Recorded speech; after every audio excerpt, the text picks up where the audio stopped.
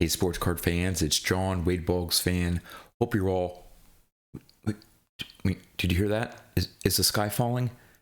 Oh, sorry. But I'm sure by now all of you have heard that Collectors, the parent company to PSA, has acquired SGC. And what is this going to do to the hobby? Well, I thought I'd be the 632nd YouTuber to do a video and give you my thoughts. In terms of the breaking, earth-shattering news that came out today, how that is going to affect me, I don't care. Not gonna bother me one bit because I only collect PSA slabs. Started off my vintage collection building cards graded by PSA, and I like to have consistency in my collection. That's just me.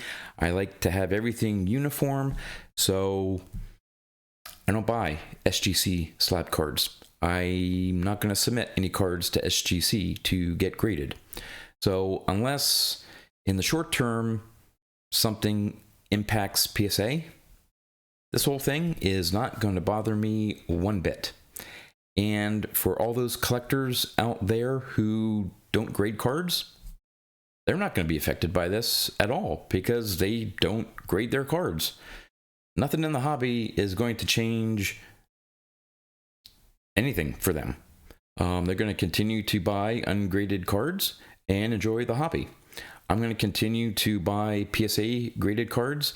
I had plans this year to switch over some BVG slabbed cards, which I think look horrible, over to PSA. So again, I have no skin in the game here.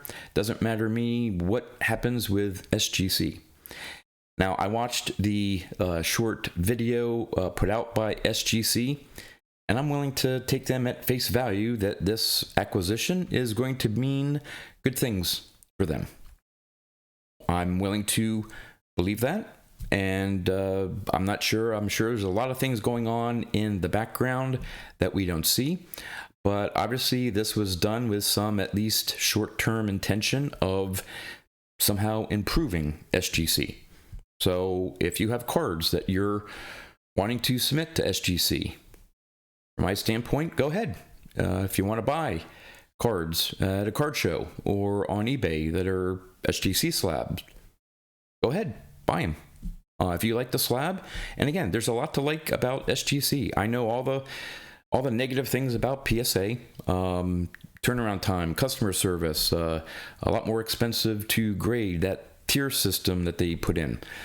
I'm fully in the PSA pool, drink the Kool-Aid, all that stuff. I'm fine with it. But there is a lot of good things about SGC. It is a nice looking slab. Supposedly they have great customer service and turnaround time is a lot faster than PSA. So again, in the short term, continue to do what you do. If you like SGC, continue to buy and submit cards to SGC. Now, the question is, what's going to happen long term? Well, to me, there can only be one of two things that can happen long term. Now, right now, they say that PSA and SGC are going to be operating completely independently as two businesses.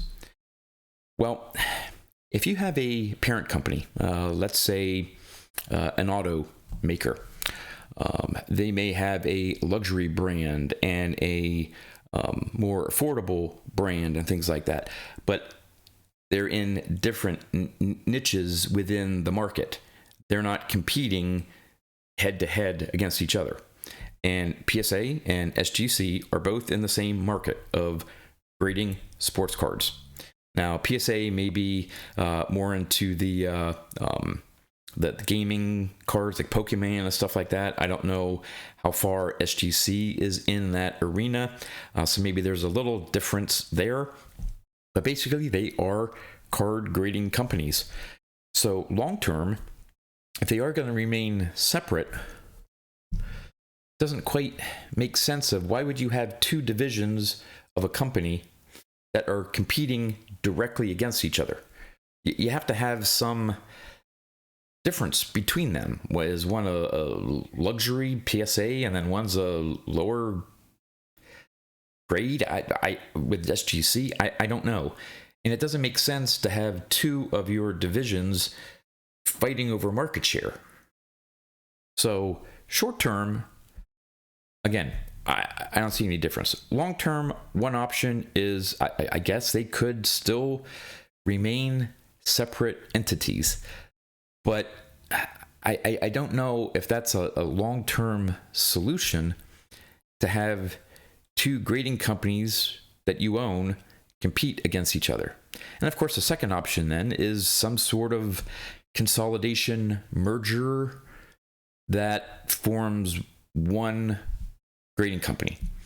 Now, if that happens, maybe that could affect me. Maybe a combination PSA SGC, sort of like a PSA DNA label. If they combine it into something new and come up with a new label, well, then yeah, that could affect me sometime in the future, because I will no longer have a uniform PSA slabbed collection. The slabs will look different. It won't match with my collection. So then I'd have to make a decision, most likely to just buy older PSA slabbed cards. I've seen a lot of comments of, oh, this is going to create a monopoly. This is not going to be good. Well, right now there's no monopoly. Could it become a monopoly if both companies merge and it's just one? Potentially. If anything, I would see them using the pricing model of PSA and using the scaled up, grading. Hey, the more expensive the card, the higher the grading costs, which I think is stupid, but it's PSA's model. Again, that wouldn't impact me because that's what I'm already facing if I were to submit some cards. So again, that doesn't impact me. I don't know. I just, yeah, with a monopoly, yeah, you are going to get some inefficiencies in the market. They're going to try to, capitalize on some things that some collectors may not like.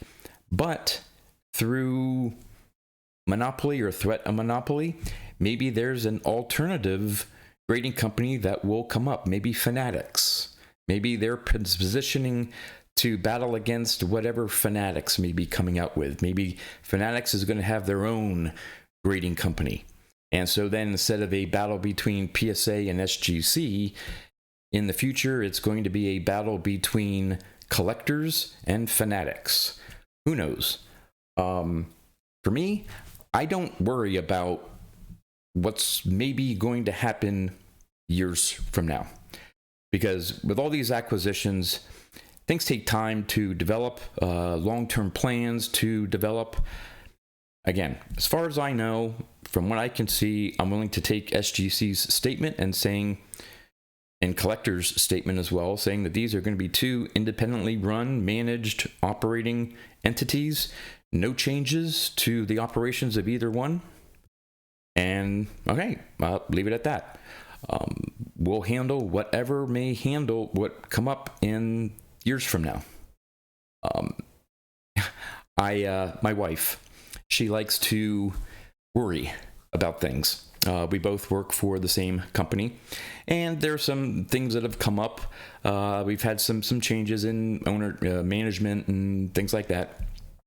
And sometimes she's gotten really worried about, well, what's going to happen here? What's going to happen there? And she's even lost sleep over worrying about what's going to happen about this certain situation. And I've always remained calm. And my wife's like, how can you not be worried about such and such? And I ask her, I'm like, is there anything that you can do to change what may happen? And she's like, no, I can't do anything. Whatever happens, happens. And I'm like, then why worry about it? If you can't affect or impact a potential change, the change is going to happen. Okay? Why worry over it? Deal with it once it happens. That's how I keep sort of like an even keel about things. When things are uncertain, I'll be like, all right, I'm going to continue doing my thing over here. If something changes over here that impacts me, I'll pivot, I'll adjust, and keep moving on. So that's my suggestion to all of you out there who are so worried about what's going to happen with the hobby, your PSA or your SGC collection. And by the way, for those that are worried about, well, what would happen to the value of my SGC graded cards, I thought most of us collected the card, not the slab. But anyway, that's for another discussion. So anyway, would love to know what your thoughts are on my sort of, I don't know, personal viewpoint, my narcissistic viewpoint that, hey, it's not going to impact me, so I don't care. Would love to know your thoughts about my comments. I'm sure I'll be watching a lot more videos on the topic over the next weeks as little bits of information come out or conspiracy theories come out, all that stuff. So again, would love to know your thoughts in the comments. And with that, that's all I have for you. So until next time, thanks for watching.